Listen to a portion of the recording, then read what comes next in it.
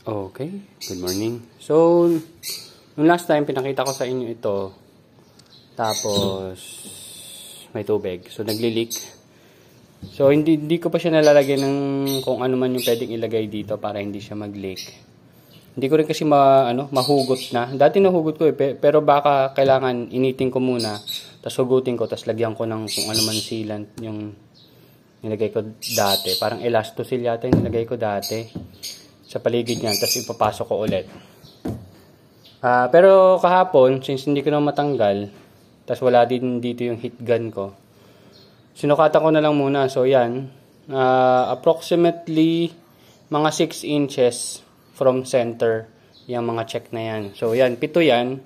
Tapos itong bilog, bubutasan ko lang para dyan tayo magsusukat ng tubig, dyan tayo magre-refill. So sa bandang gitna ko siya nilagay. Siguro okay naman yun. So yan, dalawa sila. So manghihiram na lang tayo ng pambutas kasi mahirap yung medyo maasikaso yung ginawa ko dati. Na lagari yung ginamit ko, lagaring bakal. Anyway, tingnan natin yung mga tanim natin today. Okay, so nandito tayo sa ating mga seedlings. Tapos ito, hindi ko pa na-transfer yung dapat kong i-transfer. Pero mamaya siguro or bukas. Pero malamang mamaya. 12 days old yung seedlings na ililipat natin dyan. So ayun, napansin ko parang may isa, hopefully dalawang cherry tomato na nag-survive. Pero yung 4 na cucumber, ibinaba ko na kasi ibibigay natin yon. And yung mga lemon basil naman ay nabuhay. Tapos, ganun din naman sa bell pepper, nabuhay yung dalawa. Pero meron pa tayong mga bell pepper seedlings dun sa baba. So, ito yung tanim natin nung March 16. Yan, March 16. So, ang ma-harvest lang natin na pwede natin ibenta itong 3. Kasi yung dalawa, late na yon. Late kasi nga hindi ko nalagyan. Hindi ko nalagyan ng nutrient solution. So, ito, anong araw ba ngayon? Wednesday. So, by Friday or Saturday, pwede na natin niyang kunin. 2 days na lang. Yan. So, growing naman, yung cherry tomato, medyo mabagal lang siya. Pero itong bell pepper natin, looking good naman. So, baka mag-refill lang ako ng mga nutrient solution nila. Mamaya gagawa tayo nutrient solution. So, ito yung nung March 26. Yan, March 26. Yan. Tapos ito yung kasama nung March 1 na harvest natin sa Friday. So magkakaroon lang tayo ng parang 1 week na pagitan ng harvest kasi nga yung sumunod na dapat kong i-harvest yung red scamander dito. So ayan, nilabas na natin yan. Hindi ko sure kung mumukbangin yan ng mga ibon. Pero malaki na yung talong na yun, mga 6 months old na yun. Kaso hindi pa ako nabigyan ng kahit isang bunga. So kahapon pala, naglilinis ako. Nakita ko yung tanglad namin. At ayan, sinubukan kong padamihin. Ayan, tanglad yan. Gumawa rin tayo ng lemongrass tea. Pero hinaluan din natin ng Thai basil. So, Thai basil lemongrass tea. Parang ganun. Wait lang, hindi ko maipit to. Yan. Tapos kahapon, nandito yung gumawa ng 2-layer ko. Yun. Napag-usapan namin na pwede naman partial yung gagawing pagpalit ng polycarbon. Yung 2-layer polycarbonate yung napag-usapan namin. Kasi yun yung mas mura, parang 2,000 kada 4x8. Ganun. Approximately. Tas sabi ko, kung matulungan niya ako na malagyan ng screen, itong buong span, para hindi na tayo naggaganito ng screen. Yun. So sabi niya, medyo madali naman yun. Sabi ko yung pwede ring madaling i-maintain na kahit ako lang. So, parang gagawan lang ng frame, dun lang ikakabit yung tela, yan. Tapos, kung may mapunit, madali nang palitan. Yun yung request ko sa kanya. So, anyway, yung mga talong na nandun, tatanggalin ko na yan, yung naka-hydroponics na talong. Pero, susubok ulit tayo once na magawa na yung partial roof na polycarbonate na tatagos yung sikat ng araw, ay susubok ulit tayo. Sa ngayon, tigil-tigil muna. Anyway, ito, yan, may namatay na naman doon. Dito, ito, mukhang mamatay na to, oh. Anyway, ganun talaga siguro. Pag palagay ko kulang talaga sila sa araw. Pero pag nagawa natin yon, siyempre may bagong style na naman. So ito, yan makita nyo may mga putol-putol kasi nga gumawa ako ng tea kahapon tapos nilagyan natin ng lemongrass. So lemongrass Thai basil tea. So susunod, gusto ko sana kumuha nitong sweet basil pero kasi itong sweet basil natin ito, hinahayaan natin siyang lumaki para mag-flowering. Flowering talaga yung gusto natin sa kanila. So ito hindi ko pa ito nagagawa ng paraan para matulungan ko siya na naka-erect lang siyang ganyan. Pero tutulungan natin yan.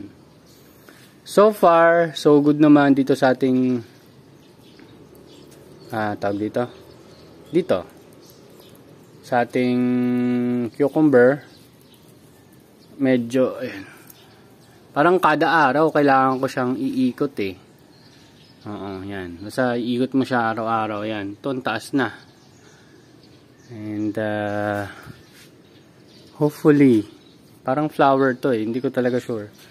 Pero ito, may mga tinatawag na tayong suckers. Yan, kung hindi ako nagkamali, suckers yan. So, yan. Pero kasi may flower. Kailangan ko ba siyang tanggalin? Hindi ko talaga sure. Anyway, nag-refill na rin tayo dito ng nutrient solution nila. Ito, nilagyan na rin natin ng konti. Pero ito kasi medyo marami-rami nang nabawas dito So, gagawa tayo nutrient solution mamaya na pang 2.0 EC tsaka 1.4 EC. Yung 1.4 EC natin pang vegetable and mostly lettuce kasi lettuce na naman yung tanim natin dito. So, ito pala yung March 21 na seedlings natin. So, napansin ko, yung banda dito, hindi na masyadong lumalaki. Kasi nga, kulang na rin siya siguro sa araw. Tsaka parang slanting siya ng pababa ng ganun. So, ayusin ko na lang to in terms of level ng tubig. So, baka iayos ko na rin, iangat ko ng konti para pantay. Yan. Pero yun nga, wala na yung sa dulo. Bumigay na siya. Hindi niya na kinaya. Yan.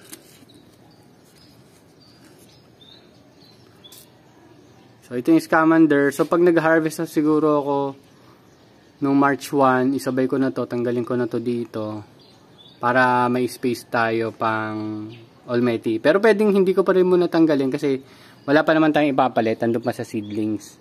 Yung susunod na ipapalit natin, mga 8 to 10 seedlings yung possible kong mailipat. So, yan. Ito nga, nasa lupa. Usually, mga every 3 days nagdidilig or yun, tama, nagdidilig tayo dito. Then, may malalaki na tayong mga seedlings dun sa baba. So, yung mga hindi masyadong maganda yung tubo, pwede natin palitan anytime. Yan. So, yun, ito yung mga pinagputulan ko. Nagpruning ako kahapon. Naman, hindi ko na alam masyadong gagawin dyan. Pero yan, tuloy-tuloy lang naman sila. Pag tinitingnan ko, tas didiligan, ganyan. So, ito, goods naman. You know. Pero baka hindi lang talaga ganun talaga kalapad yung dahon ng lemon basil.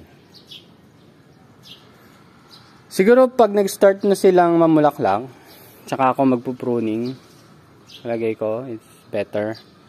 Pero yan, no, nakita mo, ito mas makapal na itong ano niya, yung stem. Ito medyo pakapal pa lang naman to So hindi natin tinali kasi nga dapat hindi siya ma-constraint kasi pag na-constraint mapipigilan din yung paglaki niya.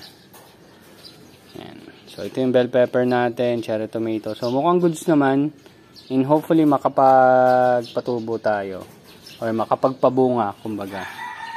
Kasi nakapagpatubo na tayo, kailangan natin makapagpabunga. Yung dito, hindi ko sure kasi kung makita nyo yun, no? Ganitong setup din yun. Pwede kong gawin ganitong setup.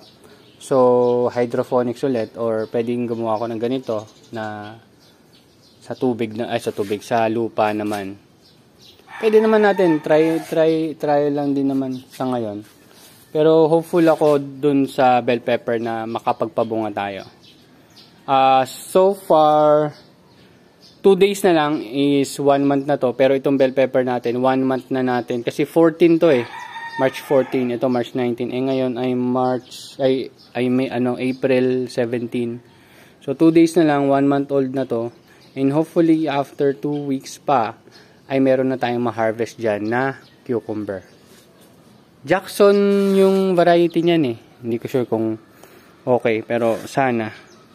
Then hopeful din tayo sa mga tanglad na to at makapagpadami tayo ng tanglad. Ayan, that's it.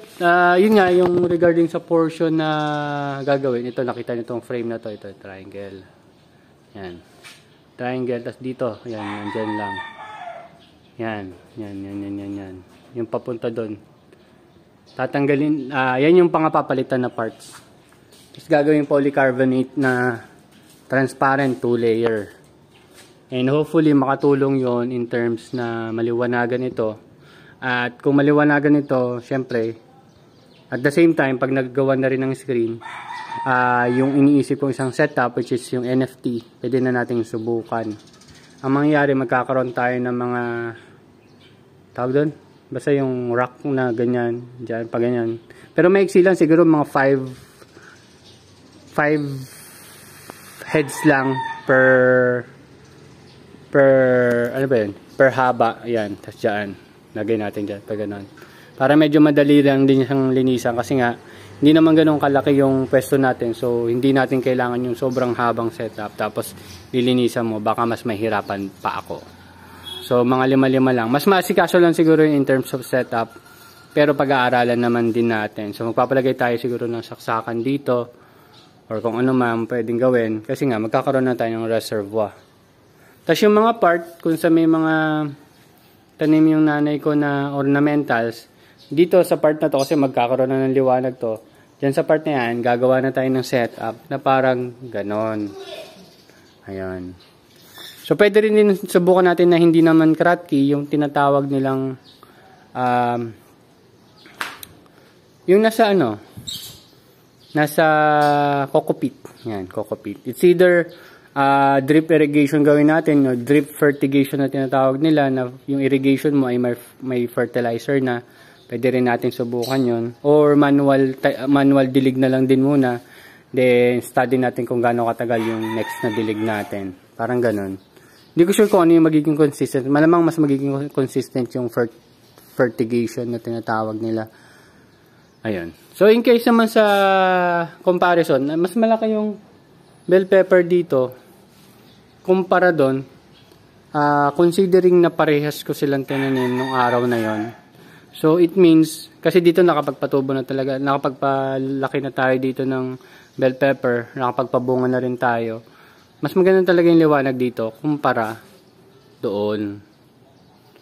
So yun, yung cucumber, in case maganda yung maging bunga niya doon, so palagay ko, mas magiging maganda bunga niya dito. Pero kasi hindi kasi natin pwede siyang gawing ganyan setup kasi nga masyadong maiksi. Imagine nyo, maiksi yung gagalawan niya. Kaya sana kung ito dito, paangat niyan. Medyo pwede pa. Ayun lang. Tapos yung tubong nakita nyo kaninang unang part ng video. Dito yon 2, 7, tapos 7. So 14 na. Tapos pwede natin dagdagan yan dito. Lalo na pag na-open itong bubong. So yun, magkakaroon naman din siguro ng improvement. So far, minomonitor ko na yung mga ginagastos. Pero halos wala pa naman talagang bumabalik sa ngayon. Yun, that's it. Thank you very much. Bye-bye.